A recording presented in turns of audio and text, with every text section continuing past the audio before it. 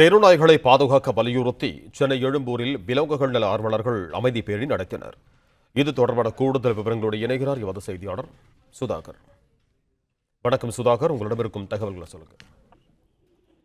பொதுமக்கள் அதிகம் கூடும் இடங்களிலிருந்து தெருநாய்க்கள் அகற்றப்பட வேண்டும் என உச்சநீதிமன்றம் வழங்கிய தீர்ப்பினை கண்டித்து தெருநாய்க்களை அகற்றக்கூடாது என 100க்கும் மேற்பட்ட விலங்கியல் ஆர்வலர்கள் மற்றும் நாய்ப்பிரியர்கள் சென்னை எழும்பூர் சிந்தாதிரிப்பேட்டை சந்திப்பில் தொடங்கி அமைதி பேரணி நடத்தி வருகின்றனர்.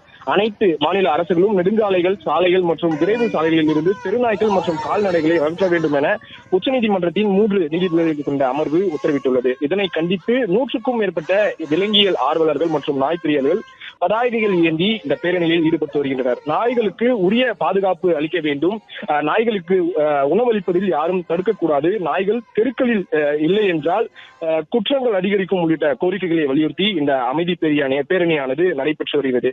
ஏற்கனவே இந்த உயர்நீதிமன்றம் மற்றும் உச்சநீதிமன்றத்தின் இந்த அளித்த தீர்ப்பினை கண்டித்து இந்த அமைதி பேரணி என்பது நடைபெற்று வருகிறது. பிளே ஸ்டோர் மற்றும் ஆப் ஸ்டோரில் இருந்து பாலிமர் செயலியை QR கோடு மூலம் பதிவிறக்கம் செய்யுங்கள். செய்திகளை உடனுக்குடன் பெறுங்கள்.